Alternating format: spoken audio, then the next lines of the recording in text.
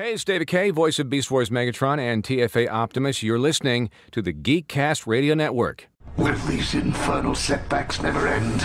The revolution begins now! Transformers, more than meets the eye. Transformers, robots in disguise. Autobots wage their battle to destroy the evil forces of the Decepticons.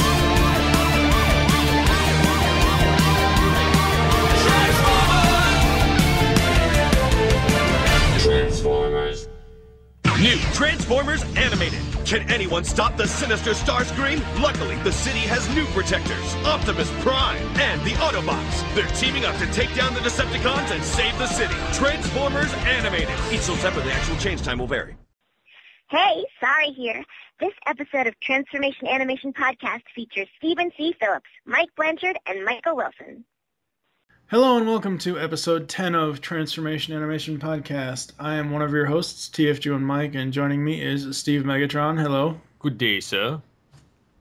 And Pecan Court Michael. Hello. Hey, how's it going? It's going. This episode of TAP is dedicated to the memory of Optimus Scourge, Gary Clark. For those of you who may not know him, he was really, really big in the Transformers fandom. He passed away this past week, and a lot of us that knew him, he was on Toycast in the very beginning. His very first show that I recorded with him was a segment for TFG1 Podcast for the Transformers, the movie episode 16. I think it was Wednesday. Yeah, Wednesday. He passed away Tuesday, but Wednesday morning I saw Randall NG, the guy that does the Transformers BotCon videos with Dr. Smoove. I saw he made a post on Gary's wall saying, I wish you and I had gotten to know each other a little bit better. You will be missed. Rest in peace. And I was like, wait, Gary died?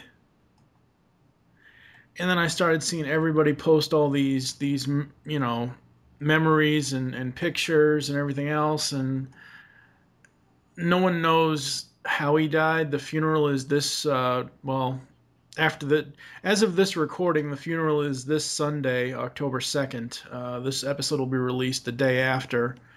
But it was just one of those things that just really shocks you because, Gary was one of those guys that he always wanted to put good karma out there. And that's just the way he was. He had been to several BotCons. He met Peter Cullen a couple of times. He actually has, which he used to use for all his profiles, a picture with him and Cullen. And it's just really, really sad that he's gone because it was like one of those things that was just so sudden. He was a young guy too. Yeah, he's a little bit older than me, a little bit younger. I think he was like almost mid-30s. Yeah, he was like 32, 33, something like that. That's still crazy. Yeah. It's almost like when TF Master passed away years ago. Yeah. And someone, Gary was someone who was, deep in the fandom. He was everywhere. He didn't just do stuff with us. He did stuff over at TFW. He was on their photo staff. He was on their podcast. He and Lupus Convoy, who is one of his best friends, who was on Secret Origins with me. He and Lupus went to TFCon 09 together, and they had a blast. He'll never be forgotten, but he will be missed. Oh, yeah. Rest in peace. Yep. So the other things we have to talk about here in the intro this time around, I guess, Steve, what have you been up to? You've been creating stuff for us. Yes, I've been working on graphics to put to the GCRN stores, which currently are located on Zazzle, which is a very popular location, as well as that other site that I'm looking up right now. Spreadshirt? Yeah, Spreadshirt, which For those inquiring the difference between the two, Spreadshirt is a little bit cheaper, and they kind of cater to smaller sizes a little bit. Yep. Whereas Zazzle is a little bit more pricey, and it's bigger sizes that Spreadshirt doesn't have. Yeah. Where it gets pricey for t-shirts on Zazzle if you need like 3, 4, 5, 6X. Because I looked at a couple of our shirts on there, and for me, someone who has to wear like a 5X, it's $8 additional, on the price. So that's not bad. I mean, whatever. But hey, at least it's a shirt I can wear from the network. So yeah, and then so I've added that to the top. I've added the donate thing back in there. We also now have Stitcher Smart Radio, which there'll be an ad for that in here later on, which we're also now partnered with. So, yes, it'll give you more details on that in the ad later. I'm not going to sit there and go through the whole spiel. Yes, but there's a link on the site, so check it out. The other stuff in Zazzle store is very, very cool. You can get all kinds of different mugs. There's different mug variations. You can get stickers that say geekcastradio.com, Unleash the Geek in You. There's a mouse pad that you can get. So it's not just t-shirts or sweatshirts. It's also other little knickknacks. And, if you're wanting to support us and give your people presents for Christmas, there you go. Michael, what have you been up to? Still sick. God. I think I was sick the last time we talked, and that was, 3 weeks ago? Yeah. Yeah, I mean, I was sick then, and I had a head cold, and I got over that, and the head cold went into my chest, and I think that's basically what I had last week, where I couldn't talk, as my throat was all scratchy, and I couldn't barely breathe, and it was horrible. And then I got through that, and then I got a really horrible sore throat because the lymph nodes were swollen in my neck. And I can complain about my ill health all day, but I'm starting to feel better. I'm able to speak now. I can talk. My head doesn't feel like a brick. My chest doesn't feel like a brick. I'm gonna see how long I can go tonight. Yes. Yeah. So really quick before we move on to the episodes, as we said in episode 9, the last episode, we didn't get a chance to listen to Optimus Solo's Cybertronian clip before the episode went to air. So when I was listening back to the episode, I found some stuff that I disagreed with him on. So, first one is from A Fistful of Energon. He was saying in that he didn't like he doesn't like the scene with Prowl and the whole anime power up thing, kind of like the Power Ranger type scene of the whole power up thing. And my note was, if you didn't like it with Prowl, you're not gonna like a certain scene with Sari in season 3. And there's no spoiler in there, but I'm just saying that. That's when she combines with Optimus Prime. Shut up! You're not supposed to say it. What? That's I when was joking. she She doesn't combine with Optimus Prime. No, Yes, she becomes a super midget and combines with Bulkhead's testicles. Oh, damn! Yeah. What's Steve? your location? I'm directly below the Sari. Yes. I'm sorry you're down there. I'm sorry I'm hanging so low. Wow. And then in SUV, Kevin basically said that I was Nanosec. No, I am not fucking Nanosec, you asshole. He said that because Nanosec was the one that came up with the acronym for the gang name and all that stuff. And then I already gang told Kevin name. this off air, but Kevin mentioned that he thought it would have been cool to have the two bounty hunters, Swindle and Lockdown, in a bar together. Swindle is not a bounty hunter; he's an arms dealer. But I had already mentioned that to Kevin off air. And then for Auto Boot Camp, he was mentioning that he doesn't mind. He actually likes that they're making homages to the different characters, but he didn't like Tom Kenny's version of Waspinator or Wasp. And I understand that. I mean, Steve didn't like it either. Obviously, no one can really voice Waspinator other than Scott McNeil. But as I said last time, for what Tom Kenny was handled, I think he did it very well. And it's not just them trying to bring in Beast Wars characters. Wasp was his own character before the frame-up. Wasp had no traits of Waspinator at all before. So they went crazy, right? Yeah, before he went crazy. Yeah. I think we brought that up during the episode. I don't remember.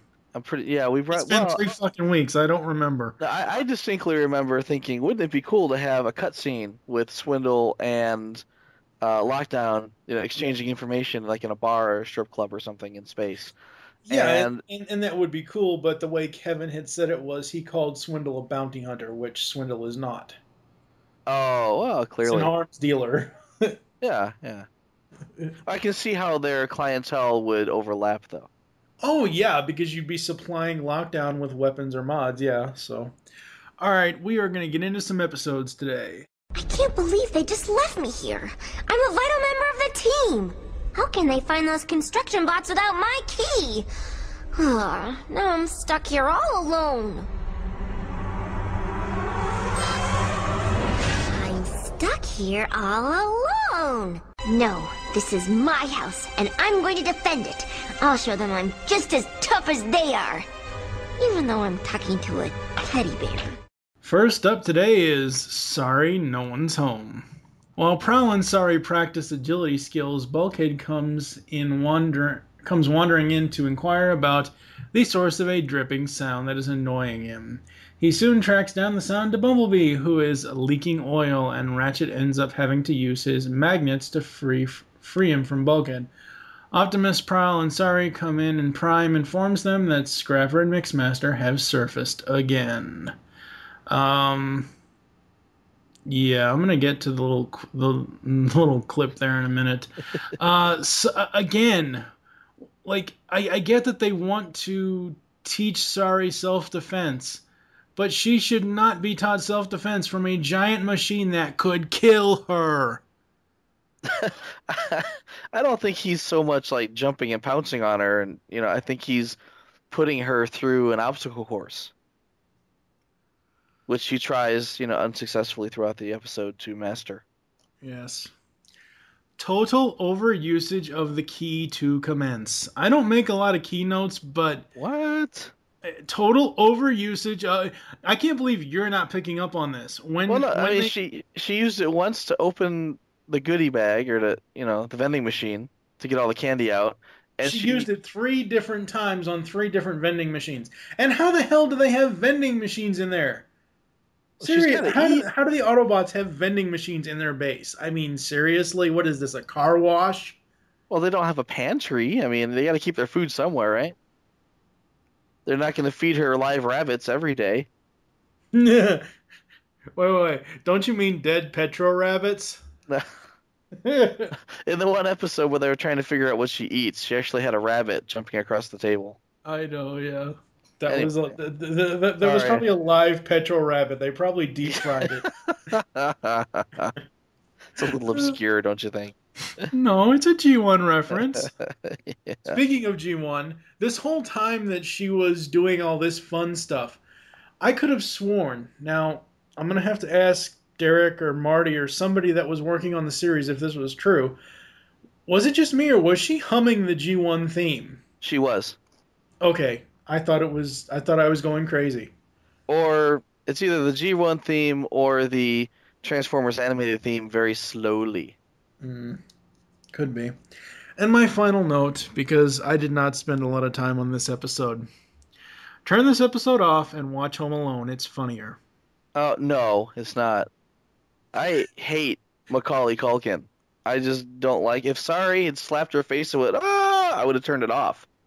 This is it. No more. But they did have, kind of like the Joe Pesci character come in. Well, that's because, I mean, Mix and Scrapper are basically Pesci and Daniel Stern's characters. They're basically Harry and Marv. Essentially. Because this episode is a parody of Home Alone. Right.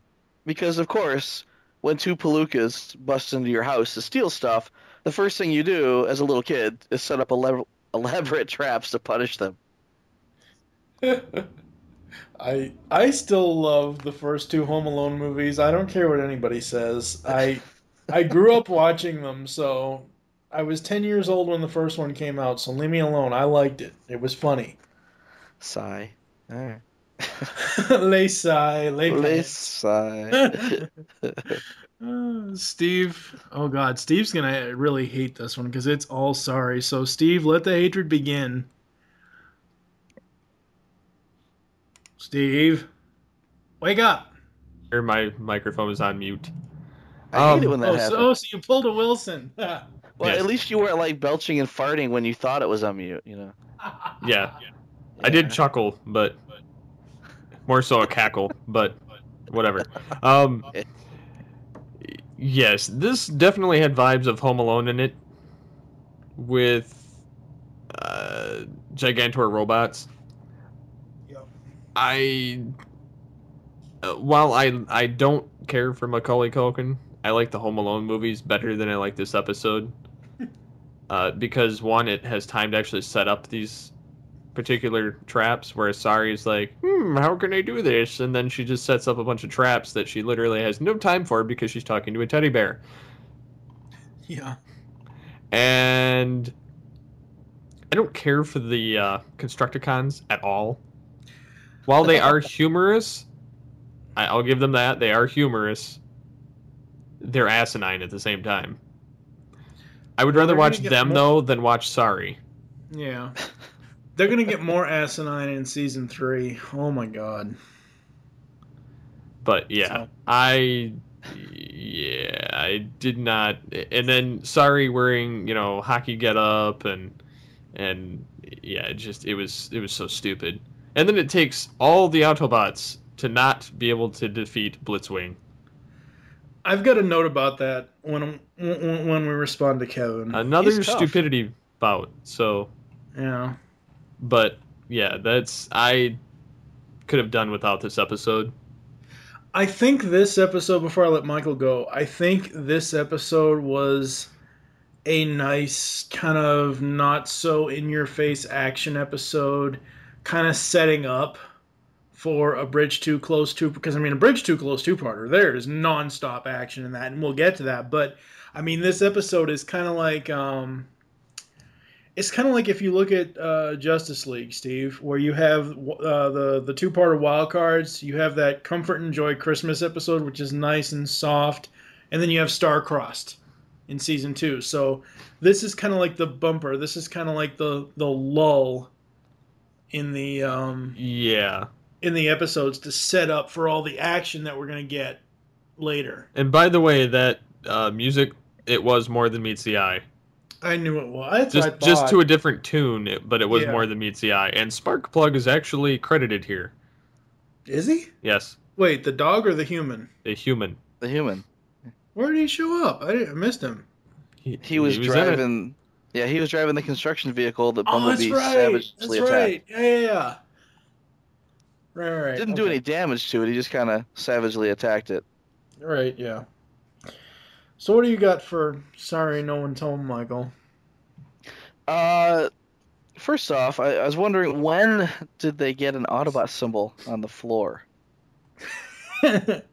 Maybe Bulkhead painted it there. They had a local contractor come in. Our secret base needs a giant Autobot insignia on the floor. And this is the first time I saw it, but I know that it comes into play later on down the road. But I was like, wow, that is cool. When did they put that there? That's so the Decepticons know whose base it is. Exactly. Welcome. When you're flying through the air, you look down through the broken skylights and see the huge Autobot logo. You'll know this is where they live. Bumblebee is bleeding from the wrists. Don't do it, Bumblebee. You have so much to live for. Exactly. I can't take it anymore. I just can't take it. Just bleed. Drip, drip, drip. Yeah, it's like, somebody get the kid a Band-Aid. He's just bleeding everywhere. But, and it leads me to my next point is, if Bumblebee is throbbing oil, I mean, it's just pouring out of him as he drives down the street. Is oil still a metaphor for poop? Get Could the oil be. changed. That's a It's like, sludge. is he just pooping as he drives down the road? I mean, Poop, poop, poop. is it like duty man? Yeah. I am Captain Crapper. Exactly. Well, I mean, because at first I'm thinking he's bleeding. It's blood, But if it's blood, then the Constructicons are vampires. Because they drink oil by the gallon, or, by the 55-gallon drum.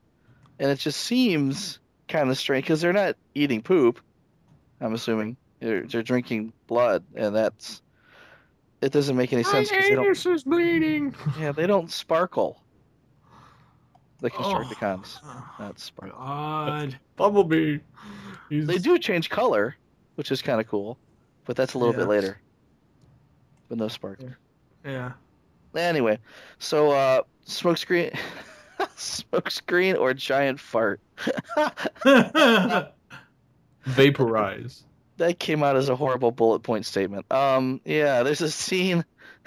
There's a scene where Mixmaster lets out a smokescreen, kinda, and it looks like he let out a huge fart. I thought it was funny. It's a silent but deadly. It's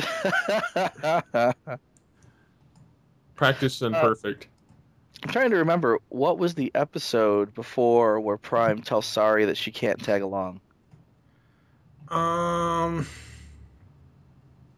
There's probably numerous ones. There's at least one where he's like, "No, you stay behind because you're too tiny," and Yeah. she's like, "Screw you, man, I hate you." And then at the end, he ends up apologizing. Oh no, it was season 1 finale, Megatron Rising, because that was when they took the key away from her. Okay. They were saying that she was too small, that she wasn't responsible enough, and she was too small to take care of the key. Yeah, and then by the end, he's like, "I'm sorry." Yeah. And this is just a rehash of that. You're too little. And then by the end, he's like, "I'm sorry." Yeah, pretty much. It's like, grow back, Ho Prime. Tell her, look, you're still too damn small. I don't care what you did.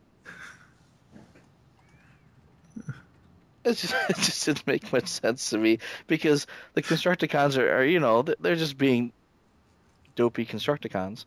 Yeah. And they just happen to tumble into Prowl's obstacle course.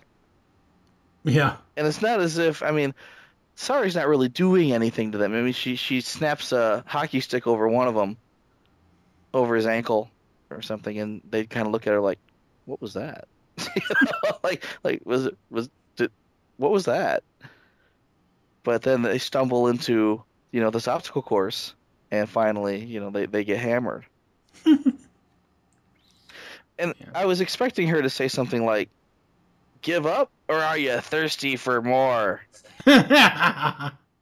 Which A, would have tied directly into Home Alone, and B, would have doubled as like an oil joke. Yep. Yeah, but no, that's the whole wrong movie. It was just wrong. And in the end, Sari clears the conveyor belt obstacle course. Yep. She actually pulls it off. So it's like, haha, I am ready to face down Constructicons. But no, in reality, no, she's really not. So yeah, that was it for me. I kind of feel as if this episode was just a huge throwaway. It is. Yeah, I don't really feel that Sari needed justification. I mean, again, we've already put her down once and said, "No, you're too little," and then had to apologize at the end. We really don't need to do that all over again. Oh, that's a running gag throughout the entire series, especially when, a few scenes happen in season 3. So yeah. Well, we get to that. That's too. a gag that will never stop. I mean, that's just a crutch of the series. Yeah. It's funny. There was one last point. I'm sorry. There was a commercial break, basically. But just before that, Blitzwing picks up 2 tanker trucks and basically launches them toward the Autobots. And there's a scene, again, just before this commercial break, where it fades to black. But there's a scene where they're all kind of standing there in the road, and the shadows from the 2 trucks are kind of getting larger and larger and kind of converging over them. And Prowl looks up and goes, "Uh-oh." I thought that was awesome. That might have been my favorite scene in the whole thing. Yeah, that was kind of awesome. So we are going to be moving on. I will use this space bridge to transport my Decepticons into the heart of Cybertron and take over the entire space bridge network. Ha! You actually believe that ridiculous plan will work? From there, it will be a simple matter to transport all Decepticon forces onto a virtually defenseless Cybertron and take over the entire planet. And I have your expert space bridge technician to thank for it. I still don't understand where this expertise came from. I had a lot of time to study space bridge schematics back on the Energon farm. Just had a knack for them, I guess. Oh, well, that's great. So the one thing you're good at is gonna hand Cybertron over to the Decepticons. Don't get your circuits in a bunch. The space bridge is useless without a receiving code. And for that Megatron, we would need to have somebody already on Cybertron. Don't you remember anything? The transmission I picked up? Wasp? The Decepticon spy I caught back in boot camp? You mean the spy we caught in boot camp, don't you, Bumblebee? How do you know my name? Surely you recognize your old pal, Long Arm. So, Wasp wasn't a double agent? Which means... You sent an innocent bot to the stockade. Decepticons, prepare for our conquest of Cybertron. What's a Cybertron? I have no idea. He lost me at your fate is sealed now. But first, we need to test the space bridge, just in case our Autobot expert decided to sabotage it. And I will be waiting for the test subject on this side, just in case he didn't sabotage it. And finally up today is A Bridge Too Close. This is the two-part season finale. The way we're going to do this is we're going to talk about part 1, and then we're going to talk about part 2. And in part 1... in his plan to take over Cybertron, Megatron captures Bulkhead after Shockwave mentions that he is a top space bridge engineer. With the threat of using the confiscated Headmaster unit on him and the construction insistence, Bulkhead is forced to help the Autobots plan a rescue party and discover that the blue race car from Velocity is actually an Autobot Elite Guard member called Blur. Well, No way. duh. The episode takes its title from the 1974 novel A Bridge Too Far, which was later adapted into a motion picture in 1977. Decepticon branding. What a cruel way to apply a Decepticon symbol. It's like a hazing ritual. I know! It's interesting to hear the Decepticon creed, though, while they're... Yeah, oh yeah. He makes Very them recite it before he tortures them. Yeah, exactly. I actually have, from one of the quotes later in the episode, I have, surrender is not an option. So that'll be in the audio quotes later. Just wait until the oil runs out. Oh, God. Well, once you go Decepticon, you can never go back. I mean, we learned that in G1. Once Megatron fucks with your programming, you're screwed. Well, unless you're Silverbolt. But anyway. Or Waspinator. Anyway. Again, my note from last time. Yes, the Starscream clones are each of his personality. However, they are all also repaints to homage the other Seekers. Right. Because you have the blue one is Thundercracker, the purple one's Skywarp, the white one's Ramjet, the orange one's Sunstorm. And there's a female. Yeah, Slipstream. That's she's her own. Yeah, she's her own thing. She's new, but I don't think that she's extremely new. What were you gonna say? Completely different. I don't think that these colors or these personality traits were any of the first, or any of these were of the first two that we met that were subsequently blown up. Skywarp is the same because Skywarp and Sunstorm. He wasn't those colors though. No. Yeah, right. He wasn't those exact colors, but the personality is the same. He is the Frady Cat. because when we saw him earlier with Ramjet, he was afraid of Lockdown and Prowl. He's like, no, please don't hurt me. And that's the same thing you have here with this version, and it is in this version is Skywarp, because it is his colors.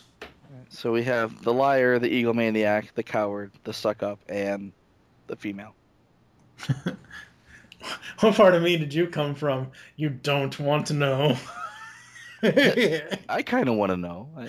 I think everybody wanted to know. It's the part of Starscream that likes to dress up as a girl. Oh God, drag queen Starscream. He's a cross-dresser. Yeah, now we've created a whole new, arm of fan art out there. Arm of fan art and fan fiction. Oh my God. Well, Starscream's no longer the one that the chicks hang all over. Now he hangs with the chicks. Never mind. Oh. Never mind. Yeah. He hangs low to the flow.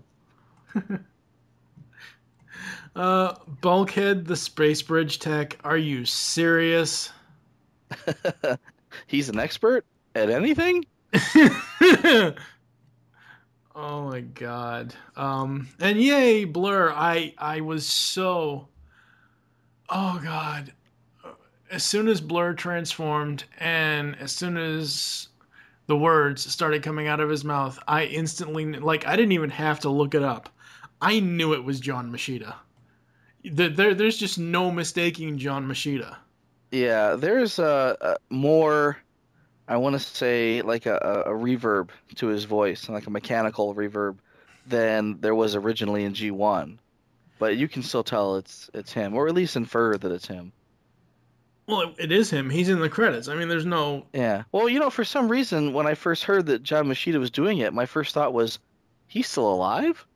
That was my first thought, too. Yeah, because he's never done anything. I mean, you'd think that a guy with a voice, not just a noticeable, recognizable voice, but that he can do what he does, you'd think he would have worked pretty consistently over the years. Maybe he went into auction hunting. Maybe. He's an auctioneer. That's it. There you go. I don't know. I don't know what he was doing for 30-odd years, but then suddenly he comes back to play Blur again. It's so awesome. I like this Blur better. I'm gonna find a way. I don't know if it'll be in the beginning of this episode. I don't know if it'll be at the end. But I actually spliced the entire conversation. Everything Blur said in the episode, I spliced it all together into one clip, and I'm going to find a way to fit it in here somewhere. Because it's just amazing. Okay. And it all happens in a space of like 30 seconds. Exactly. Every word. I watched this with Aiden, and he was watching Blur, and he says, he talks a lot. I said, well, he talks really fast. That's what he does. And he goes, yeah, I guess he does talk fast. That's funny. Please, let this be the last time Picas's head does the painting bullshit. Oh my God. Bulkhead and his fucking art. Oh, God. He's the one that painted the big Autobot insignia on the floor. I guess, but...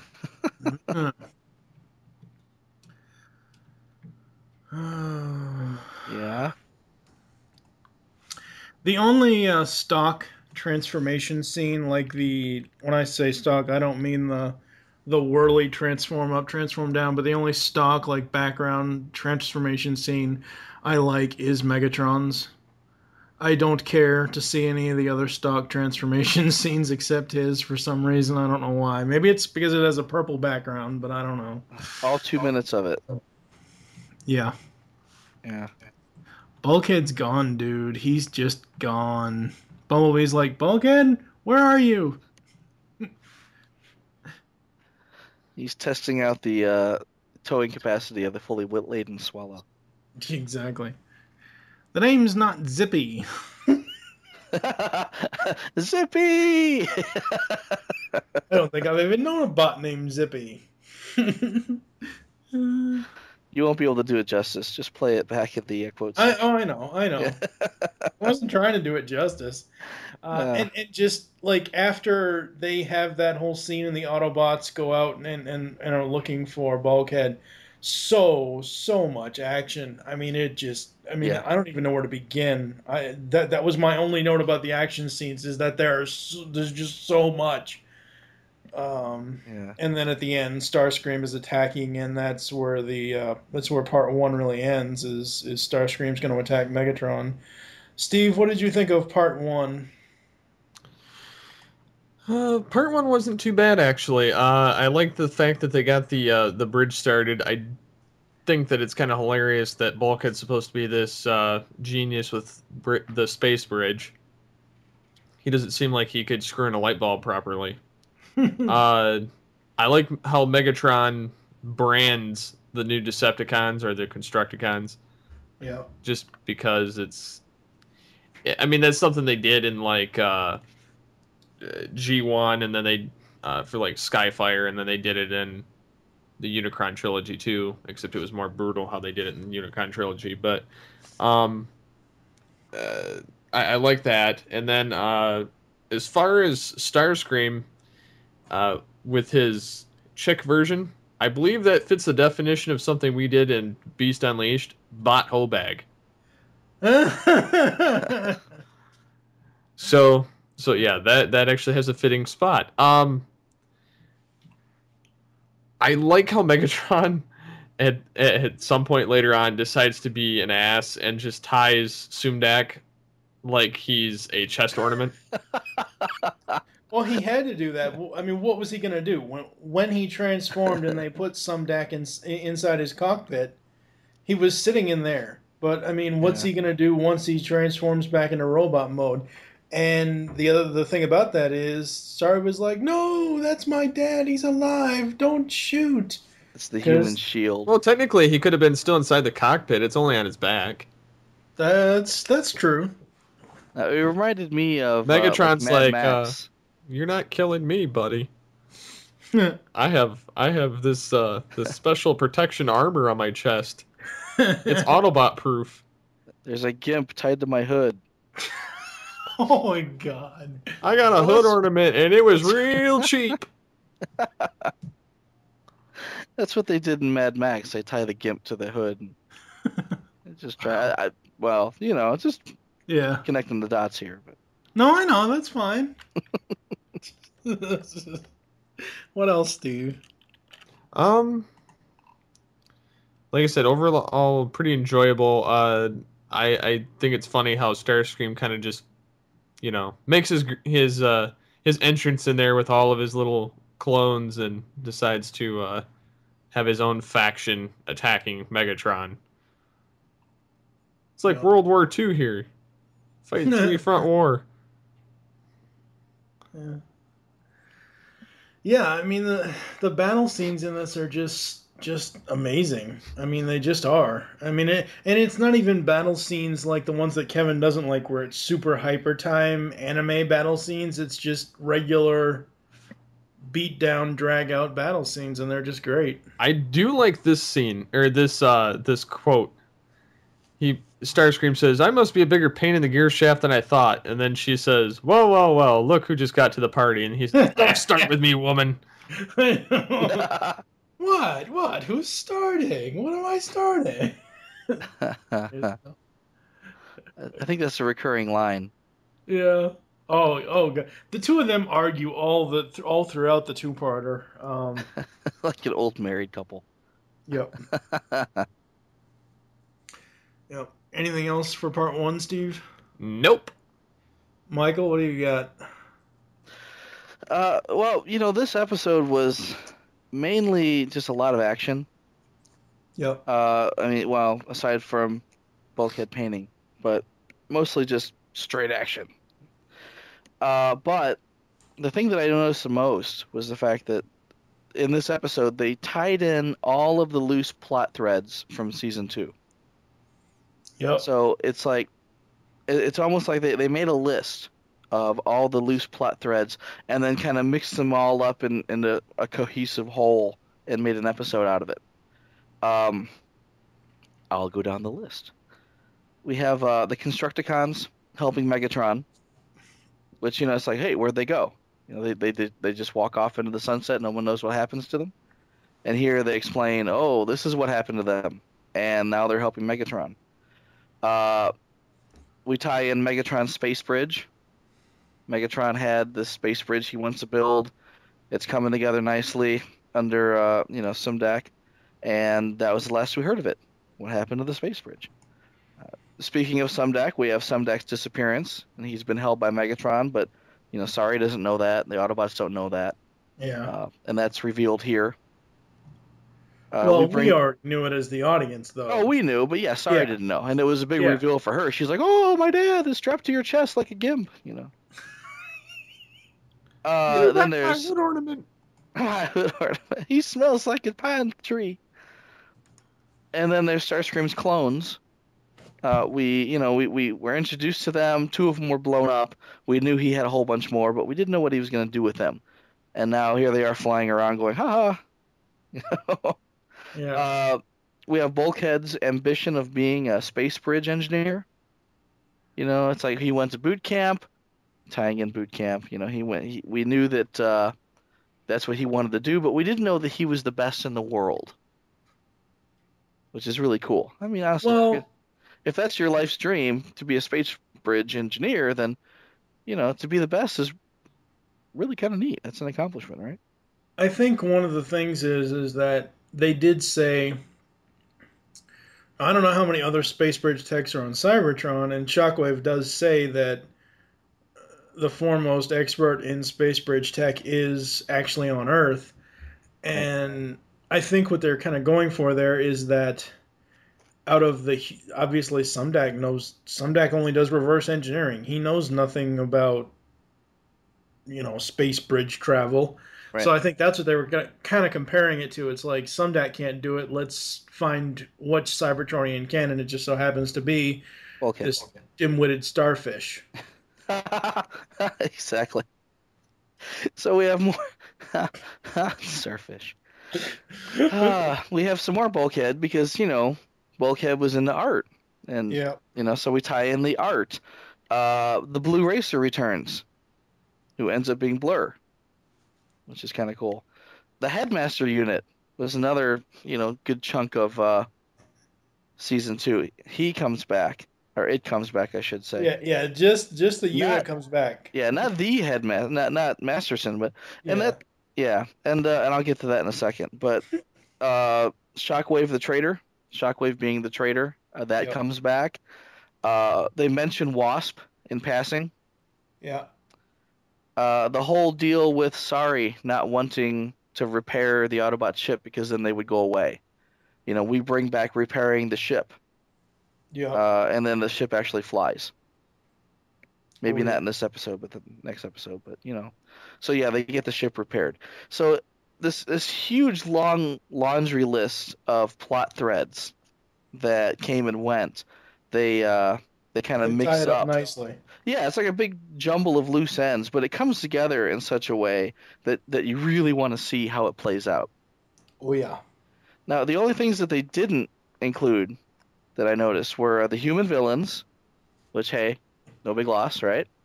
Masterson wasn't here, even though the Headmaster unit was. So, hey, big thumbs up to those from those who don't like human villains. And Swindle was missing, but I'm assuming he's, frozen somewhere in a car lot. Yeah. Yeah. So the human villains and Swindle, they're all in jail. We're not going to worry about them. But they also purposefully left out Black Arachnia and the Dinobots. And, and to me, I'll say, I think that was a good call, because in the last season finale, they made it a point to, run into Black Arachnia, and who ended up as like a steed of some sort for Sorry, briefly. And then there was Prime took, I want to say, Sentinel and Ultra Magnus to the island to meet the Dinobots. Yeah. And then that was it. That was the last you saw of them. So, I mean, they tried to visit these two plot points in the first season finale, and they they fizzled out. Nothing happened with them. So I think it was a good move to skip them this time around. And honestly, there's nothing here for them to do. I mean, because Black Arachnia's whole plot is she wants to purge herself. Right. And that will come again later in Season 3 because she continues to want to do that. But as far as the season finale here, what you have to tie up is everything you just mentioned. You have to tie up all the major plot points. And let's face it, while the Dinobots are cool characters, while Black Arachnia might be a cool character, their storylines nothing for them here. It has no place here at all. Yeah. Well, that would have been my argument last time in the last season finale. It's like, why are we even visiting them? Yeah, and yet, you know, they didn't have anything to do there, and now they didn't have anything to do here either. So it was nice to skip them. But what was really cool is that they managed to bring everything else together. Yep. I mean, maybe Bulkhead's art wasn't all that important, but you know, the Blue Racer. Finally getting to see who that is. And, you know, I know in that original episode when they introduced the Blue Racer, you were like, that's Blur. Clearly it's Blur. I didn't know it was Blur. You know? So a lot of things that they, again, follow up with that it was really nice to see them all these plot points come to fruition. Well, I don't really care about Bulkhead's art. I just thought of something why it's important for this episode.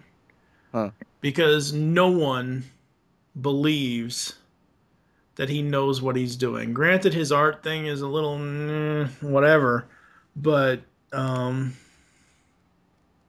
yeah. Having it here is kind of like reaffirming that his team doesn't always believe in him, and when it comes later, they should, because he knows what he's talking about when it comes to space bridges.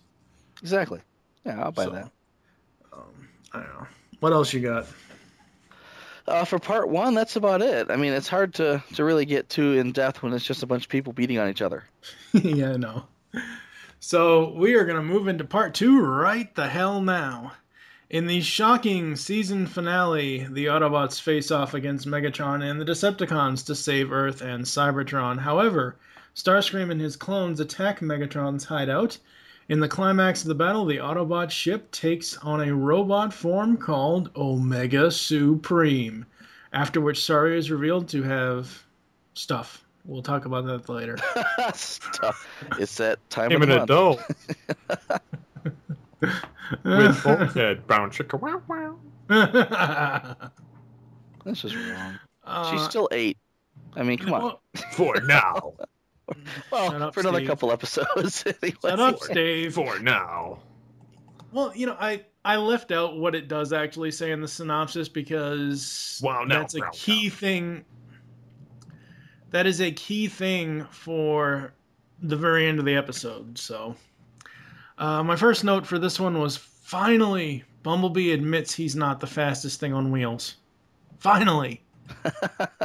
Well, Blur's there. I mean, well, Blur, you know, it's fucking Blur, but Blur goes through during the battle. He goes through and he executes this like super ninja, 2,000 miles an hour move with the stasis cuffs. Don't even get me started on that. That was not a super ninja move. That was called the tornado. And you know what? That's not a move. That's called lazy art. Oh, come on. You know, honestly, they could have shown something cool like, you know, Yoda spinning around with a lightsaber, bouncing off everyone's head in circles and landing and ha-ha, and they just drop dead.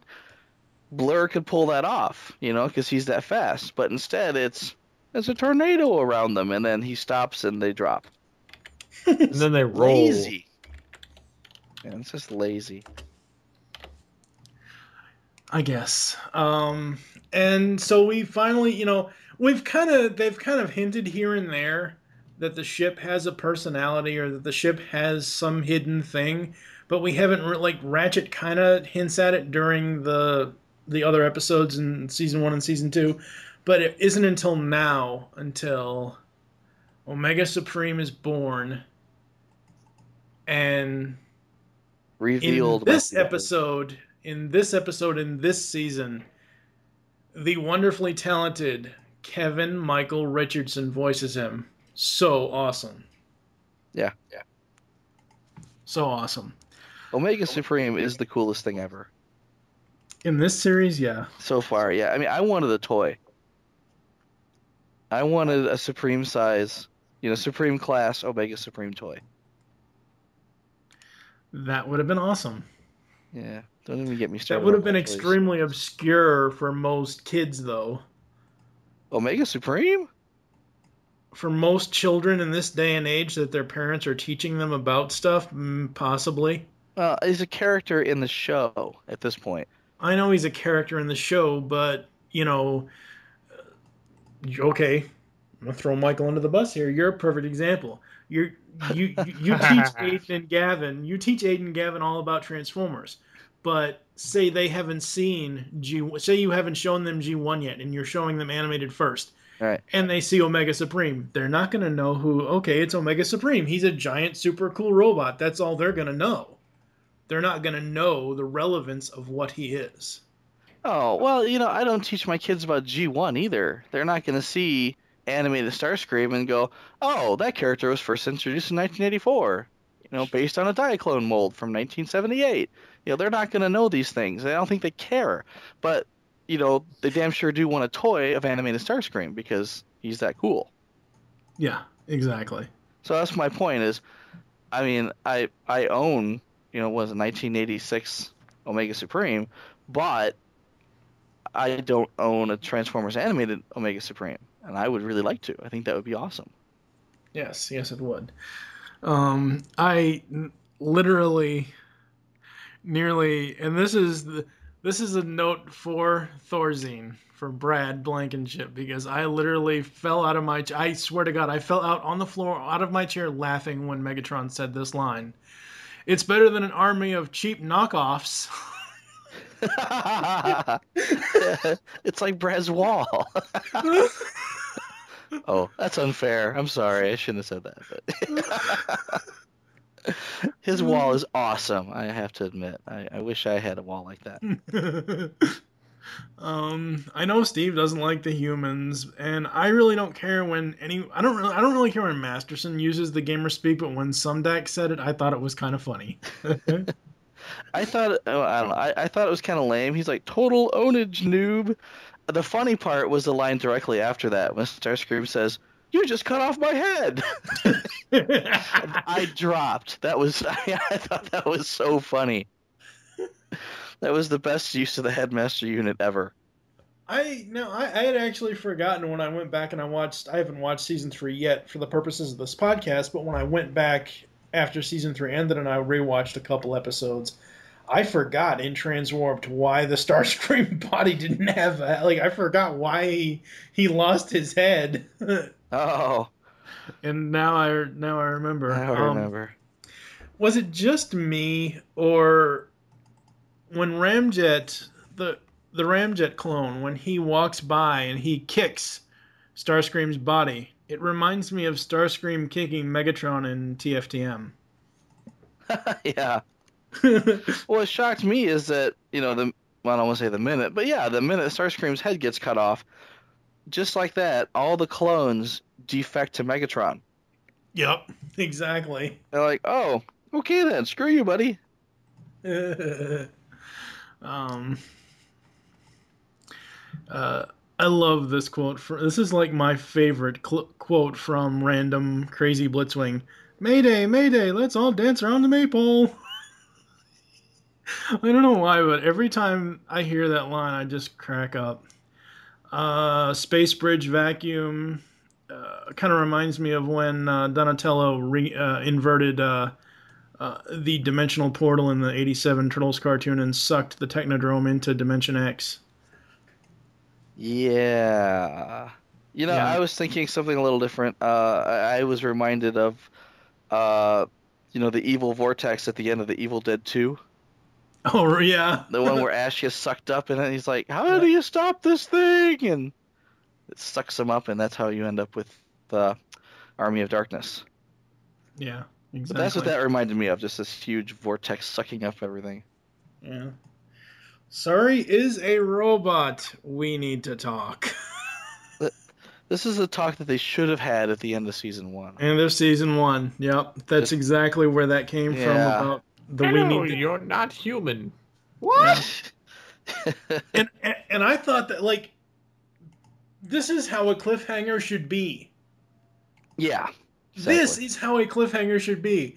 And then they don't really it doesn't ruin the episode for me, but they kind of like leave the mystery away because they pan afterwards to Megatron and Starscream floating through space. Stop staring at me. That ending was great. That might have been the best ending ever. So far it was the best season ending ever of the series. Yeah. Steve. Oh, good, Michael. I was gonna say the banter between Starscream and Megatron at the end. I mean, they get a good 2 minutes just to bicker like old women, you know. And oh yeah. Like, stop looking at me. I'm not looking at you. You're ugly. It was just great. I'm not touching you. I'm not touching you. I'm not touching you. I hate that commercial. Steve, what do you got for this one? For part 2? Well, I like the decapitation. That's of course great.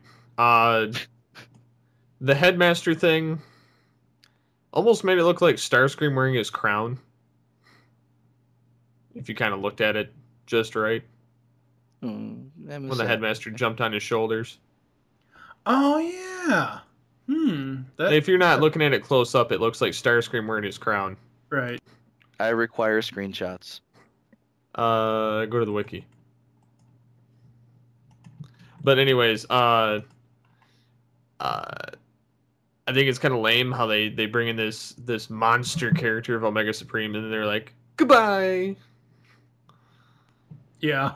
They shit can him right away. It's like, really? He's on there a whole 5 minutes, and then he sacrifices himself. He's like, I just woke up. I want to go back to bed, so I'm gonna just die. And then says, this is why you can't have anything nice. And then he disappears. And now states the time where they cannot list Sorry as a human anymore. Yeah. On the wiki after this says episode, other. they list her as other. I like this line between Starscream and Megatron though. It's not like you to hide behind an Autobot, but it's completely like you to hide behind an army of cheap knockoffs. I know. It's almost like G1 when Starscream had the clone. And again, that's why I mentioned Thorazine earlier. That's why I mentioned Brad earlier, because that was the first thing I thought of is the real Transformers toys, like the original Transformers toys versus the knockoff discussion the argument that we always get into. I love this other quote though, between Megatron and Starscream. Stop staring at me. No, you stop staring at me. Do you think I actually want to spend the rest of eternity gazing at your unsightly visage? Trust me, your visage is no picnic either, and your face is ugly too. Your face is ugly too. Oh, someone just take me offline now. What do you think I've been trying to do for the last 4 million stellar cycles? It's funny, really, when you think about it. Tragic, but funny. Oh, shut up. That was a great scene. Yeah, that was. It's one of those scenes where I would have wished to have seen that cutscene, but they showed it anyway. Yeah. What else you got, Steve? I'd say it was a pretty good ending for a second season and left you definitely wanting season 3 to come. They kind of brought it up to a high point, and I think this is probably the first two-parter where it's actually gotten come full circle and actually made any damn sense. Oh yeah. Like if you hated it before this point, it's all uphill from here. Most definitely. We still have to convince Kevin of that, though. Yeah, well, yeah. He needs to know. He needs to know. Seeing isn't believing. Believing is seeing. Okay. Are you quoting... Oh, come on. I had to work the Casper thing in there. Jesus Christ. Almost sounded like you're quoting the Santa Claus. No, it originally was from Casper. Michael, what do you got for part 2? Not a whole lot. I mean, again, there's only so much you can say about non-stop graphic violence. I loved it. It was great. I mean, I really enjoyed this episode. I thought it was a really nice close. We got to see a lot of the Starscream clones.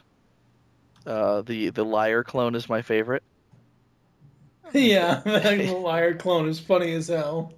He says, "I'm not down. I can escape anytime I want to. I just don't want to." I thought he was great. And he's fighting Omega Supreme, and he says, "Hey, look, your stabilizer servo is untied." I love this guy. I thought that was hilarious.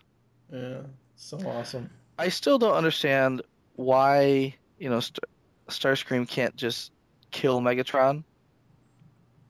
Because Starscream is incompetent?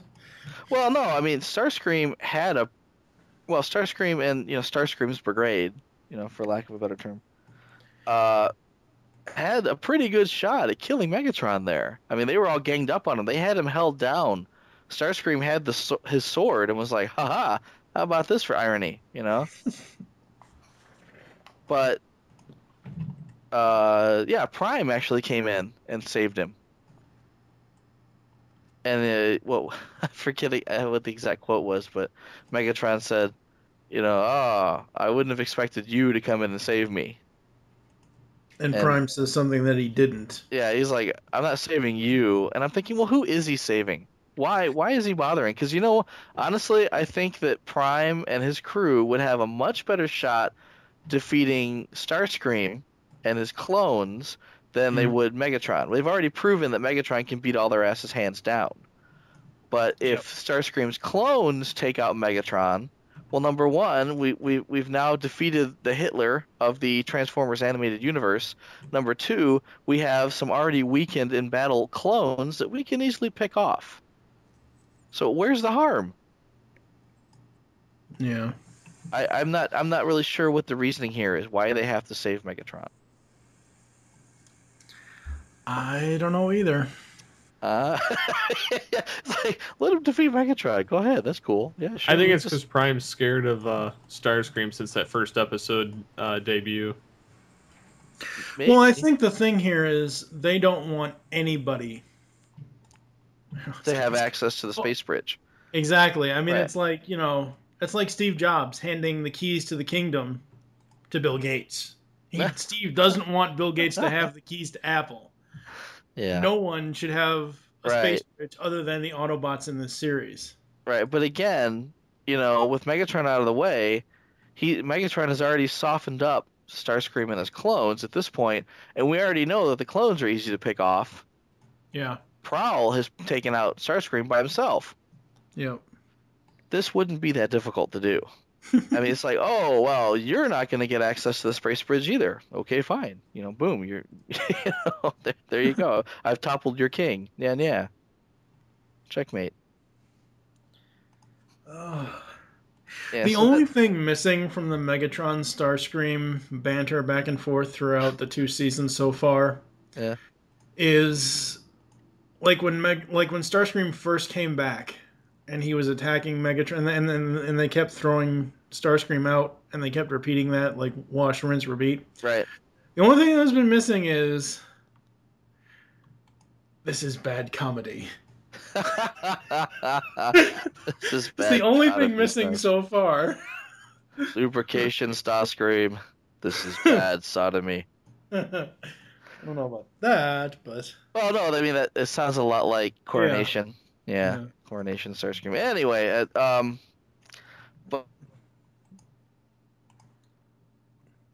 but like you said, the cliffhanger than the first finale. The first season finale from season 1 had no cliffhanger. You had no reason whatsoever to look forward to the next season. And this time around, well, there's Sorry with her weird elbow, her freaky elbow that she looks tragically hurt to see. I mean, it's the look on her face at the end is like, oh, I feel bad for her, but she's got a freaky robot elbow, so I can't feel too bad for her. Yeah. But yeah, that's the way she likes it. Freaky elbow. But and then lastly, you've got Starscream and Megatron out there, and that is, well, at this point, is your last plot point. Your last loose plot end. You've got Sari with her weird elbow, and then you've got Megatron out there, and they're not just going to let Megatron float around and die. Something's going to happen to him. Unicron's going to come along, or he's going to get Dark Energon stuck in his chest, or he's going to somehow hijack an Omega Supreme. Something's going to happen. One of these things doesn't belong here. But all three have happened to some continuity. But I'm just, whenever they strand him out in the middle of nowhere, with or without a Starscream head, something happens to him. They can't just let him go. Exactly. Well, he is Megatron after all. I mean, there you go. You can't just leave the Decepticon leader floating in the deadness of space. All right, so we are going to go to some quotes, some ads, and then we're going to head to Cybertron for Optimus Solo's thoughts on the final 3 episodes of Season 2.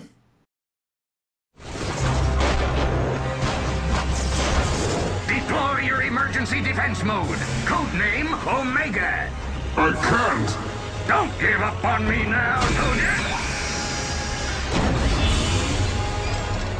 Give him a jolt with your key while I loosen up a few of his joints. Joints? This ship has joints? Hang on to something, kid.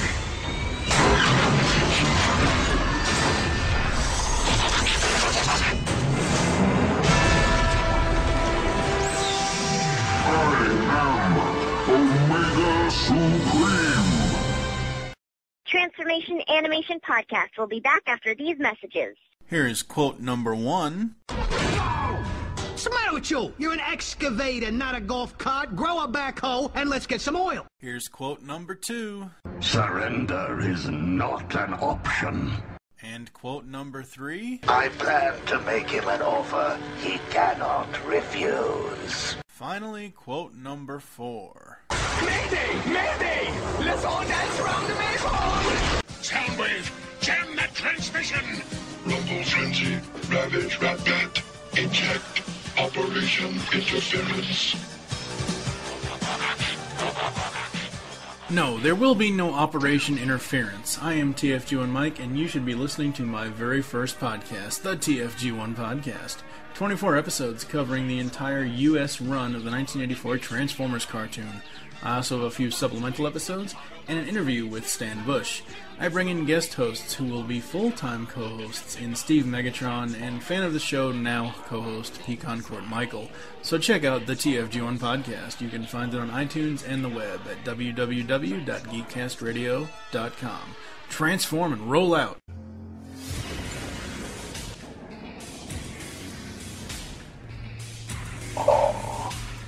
Welcome to my throne room, fugitives. The Beast Unleashed podcast is over, not gone.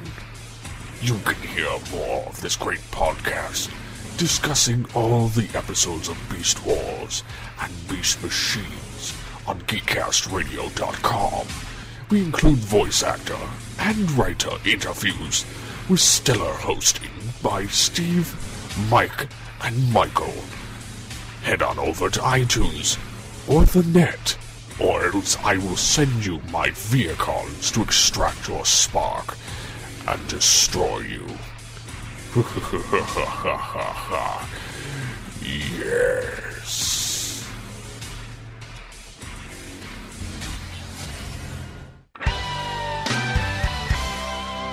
Stan Bush here, and I dare you to check out Radio Free Cybertron.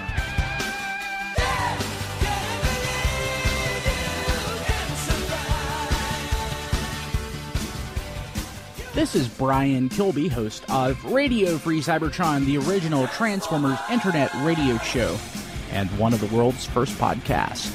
First online in 1999. Yes, 1999. We've been doing this for a while. We are also the official podcast of Tformers.com, and quite frankly, were pretty awesome. So check us out, tfradio.net. Hey guys, it's your Cybertronian correspondent Optimus Solo reporting live from Cybertron with this week's episodes of Transformers Animated. We start out with episode 27, the 11th one of the second season, called Sorry, No One's Home, pun on the spelling of the word sorry, haha, written by Todd Casey, who before this wrote a episode called Nature Calls, which wasn't the greatest episode. And he even finds a way to actually reference Nature Calls in this when Sorry references the Barnacle Monster, so kudos to you for referencing your other episode, I guess. This episode is absolutely god-awful. I know I sound like a broken record, but the writing in this episode is terrible because it's unbelievable. First of all, why would a Decepticon, Blitzwing, start a fight with 5 Autobots? Alright, Decepticons are all brash and you know, the evil villain type characters, but you're not going to start a fight when you're outnumbered 5-1. And why is that battle lasting more than a second? It's not bad enough that they had this as a scene, but then Blitzwing is actually beating all 5 Autobots. That's unfreaking believable. And then, just about when he's got somebody, you know, he's got Ratchet all hooked up, he's ready to kill somebody or, you know, to take someone captive hostage, and Megatron tells him to disengage. Really? That's lame. Not only is that lame, but as lame as it is that all 5 Autobots couldn't beat Blitzwing, how about Sorry beating both Constructicons on her own? This is just terrible. Every part of this episode is bad. You have Sorry beating both Constructicons, you have Blitzwing beating the entire team of Autobots, and then Megatron telling him to stop right before he actually has some. Megatron wouldn't do that. I know Megatron was more looking for, you know, that wasn't his goal and he wanted the Constructicons, etc. But he would still see, as an evil leader, be like, oh, you have an Autobot on the ropes, let's take advantage of this. He's not stupid, so stop portraying Megatron as stupid. And the other thing that really bugged me about this episode was the use of the phrase, what the front loader? If another freaking cartoon or show substitutes other words for cuss words, I'm going to scream. It's bad enough for all the fracking on Battlestar Galactica and the whiskers on Thundercats. What the front loader? Really? I hate it when people substitute words for cuss words. Either don't use the line at all, or find, you know, some other way to convey your emotions. Other than that, my only nitpicky things, Transformers have taste buds, in case you didn't know that. Bumblebee apparently has a never-ending supply of oil inside him, so he can leak consistently through the entire episode and still have oil to be leaking continuously. Anybody else see the interesting parking lot lines? I've never seen parking lot lines striped off in actual boxes. Usually you just have the 2 vertical, or not vertical, but the 2 lines going down the sides of the cars. They actually had boxes. That was interesting. I don't know who came up with that art call. I don't know if that was Derek J. Wyatt or not, but that was kind of odd. But I don't know. This episode was just pretty much terrible, so it gets a 3 out of 10. Let's move on to a much better episode, which is A Bridge Too Close, Part 1 and Part 2, which was written by the first part Marcia Griffin, and the second part Marty Eisenberg. So far, Marcia Griffin has given us all solid episodes, and Marty Eisenberg has given us pretty much solid episodes, with the one lone exception being Nanosec. We have a lot of stuff going on in this episode. We have the clones of Starscream, which is probably my only nitpicking problem with this episode. Is if we're going to have clones of Starscream, I like the idea. I also like the idea of splitting the personality traits of Starscream amongst the clones. My problem, like I kind of mentioned before, is that they all have the same voice except for the female Starscream. Here's the problem with this. If you're going to have different personalities, and if you're going to have a female being the voice of one of them, then all of them should have had different voices. It's kind of akin to Blitzwing and his different faces and different voices for each person, and they did that right, but then they did it wrong here. Every one of Starscream's clones should have had a different voice. Or at least the same voice actor giving different voices. He uses the exact same voice, and then you throw in a female voice, which defeats the purpose. So if you're going to have that female voice in there, then all of them should have been different. But that's just a minor nitpick. They still are cool, and it's great writing in this episode as far as the the dialogue between the different Starscreams in order to display the different personalities. It was very complex in there, and it probably wasn't the easiest thing to do to get all those in there, so that was good writing. Shockwave is excellent, as always. But I guess my only other problem with this episode is Bulkhead being the space bridge scientist. That should have been someone else. They should have been bringing someone in from Cybertron or from space, like, whatever, some other science type bot, like a Wheeljack Perceptor type. I know some of those make appearances, but or it should have been Ratchet if it was someone on Earth. Bulkhead should not have been that character. Another thing, you notice when they show his aptitude test, they say he has no other skills, but there were other category bars that were just as far as his space bridge, or almost as far, so that didn't make any sense. The graphic did not fit with the dialogue there. Good to see Blur again. He's easily one of the best characters of the season and maybe even the series so far, and he does get a lot of dialogue in here, John Machida style, so that was awesome. Pretty much a decent overall episode for the first part, and then in the second part you have a few cool lines. This coming from the guy who rebuilt Megatron when Sumdak was giving him a hard time. That was a cool line. Omega Supreme coming to life. I mean, obviously we've seen the ship and we've known that it looks exactly like Omega Supreme, so we can kind of predict that he's going to eventually come to life. That was awesome. His voicing was awesome. I really hope that wasn't another one episode come to life and now he is dead type thing. I hope he reappears somewhere now that he's out in space, hopefully somewhere, but I'll have to wait and see for that. My only nitpick of the second part of this two-parter was bringing the Headmaster idea back again. Could we overuse this anymore? Can we let the Headmaster die? The Headmaster little plot line has now showed up in, 3 episodes? I really hope this is the last time we see that. And then my final thing, which is the only thing that's starting to ruin a really good two-parter, because overall this was a really solid two-part episode. I mean, you had the Constructicons in there again, you had Omega Supreme, you had Shockwave, you had Blur, you had a lot of stuff going on, a lot of good stuff, very limited on the humans, so that was good. Very solid episode. I've seen this coming for weeks, and I was hoping I was wrong about it, but the whole Sari being a transformer or being some type of robot mechanical being is absolutely retarded.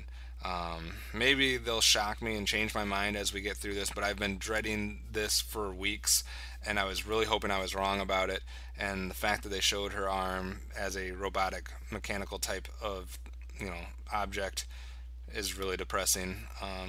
But maybe they'll do something good with it. I've been told that this series just keeps getting better, and now we're done with 2 seasons. So season 3 must be spectacular. So I will hold out hope for season 3. But I do give this two-parter a 7 out of 10. I'm glad we ended season 2 on a high note, and hopefully that can transition into great things in season 3. So back to the guys on Earth. Now back to Transformation Animation Podcast. Yes, we are back here on Earth. So thank you to the Cybertronian correspondent for that. As far as Sorry No One's Home, I said in the beginning of the episode that I was going to bring this up at the end here, about Blitzwing and the fact that Blitzwing decimates all 5 Autobots and he's just one Decepticon. First of all, Megatron told him, do not engage the Autobots. He disobeyed Megatron's orders. Right. It's his crazy side. His crazy side is what made him do it. Yeah. I mean, Blitzwing was supposed to go get the Headmaster unit, I think is why he was out there. He was supposed, because I think Megatron... No, he was out there looking for the Constructicons. Oh, that's right. Right, he said, go get the Constructicons, do not engage the Autobots. Exactly, and the Autobots see him, and I'm almost thinking that they fired first. No, they didn't. Damn. They Bulkhead saw him fly by, right. And Bumblebee says, "Are you sure?" And Bulkhead says, "I think so." But no, it was actually Blitzwing saw them, and then he transformed and kind of free fall out of the sky straight at him. But regardless, he did a pretty good job, taking out all the Autobots. I mean, he was doing it one at a time for the most part, but see, that's the thing, though. There are 5 Autobots. They should be able to take down 1 Decepticon. I don't think so. I mean, with the exception of Prowl taking out Starscream by himself on the moon, they really haven't had a whole lot of luck against the Decepticons.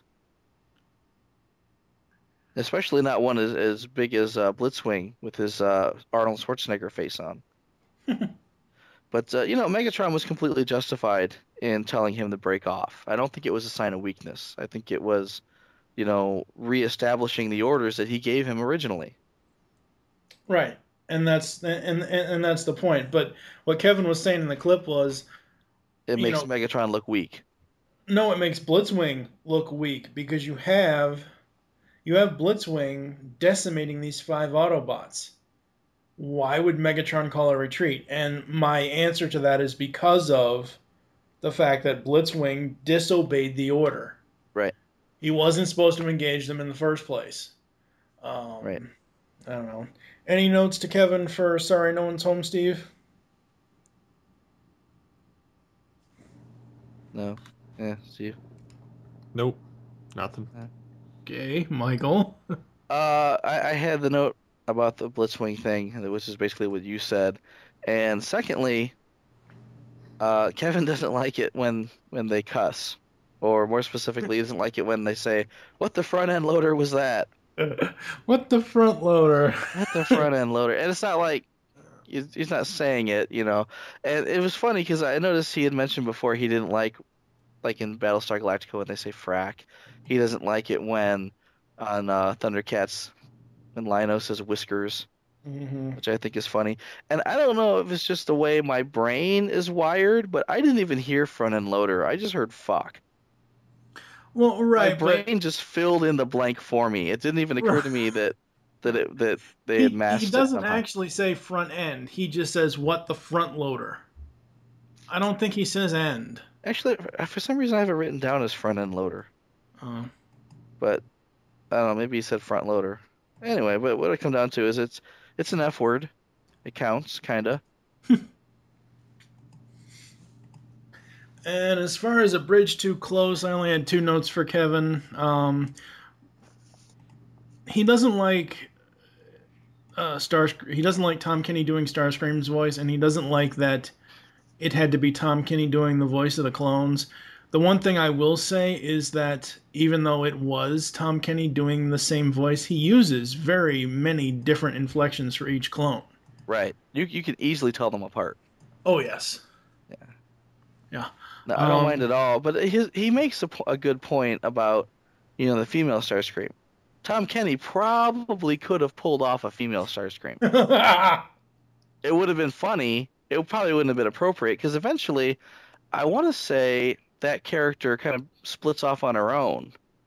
She does split. Well, she's not splitting off on her own. What happens was, and we're kind of getting into season 3 here. She's just flying along.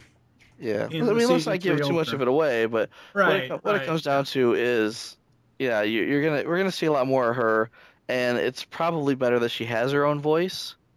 Oh yeah, because you're gonna hear from her more often than you are any of the other clones. Yep. Yeah, pretty much because she's. And guess what, Michael? Yeah? It's Tara Strong. Oh, is it? It's Slipstream, yeah. Oh, I didn't know.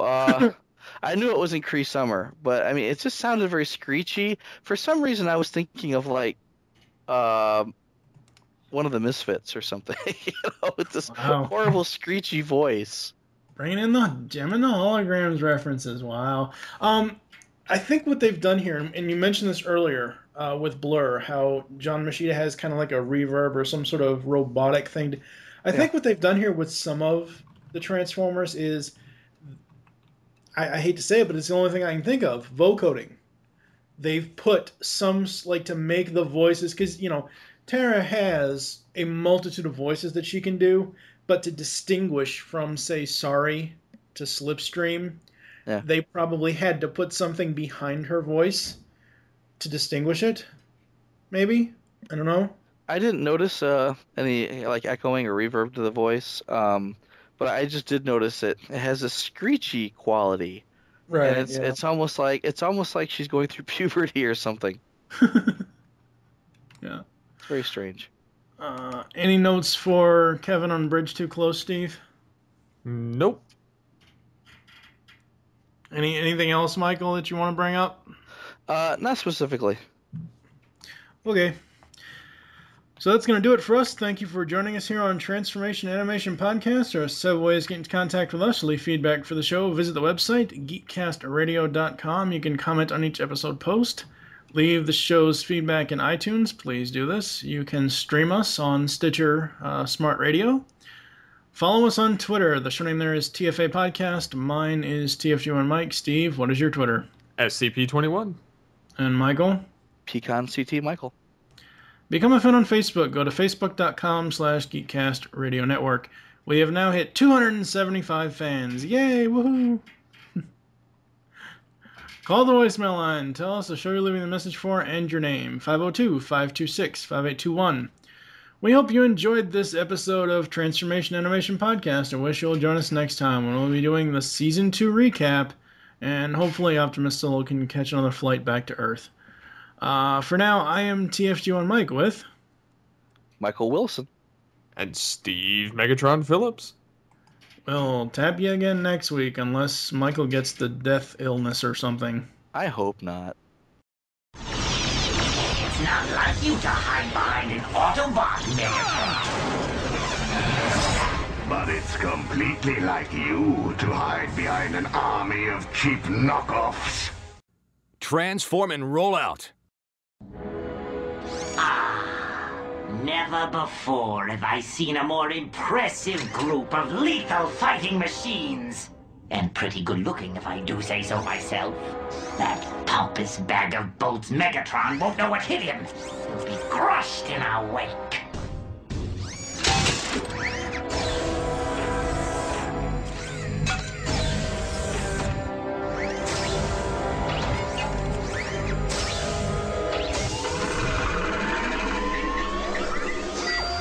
Us against Megatron? Are you insane? Huh? I think I just sprang an oil leak. Silence, you fool. Megatron is a worthless pile of scrap metal compared to my genius. Brilliant observation, brilliant. But your genius pales in comparison to the genius of our leader, the original Starscream. Oh, I could listen to this one all day. What are you talking about? I am the original Starscream. Liar. I am the original Starscream. I never said I was the original Starscream. You just did right now. No, I didn't. Yes, you did. No, I didn't. Yes, you did. No, I didn't. Oh, haven't you figured it out yet? He's a pathological liar. Each of us clones represents one aspect of your personality. He's a coward. He's an egomaniac.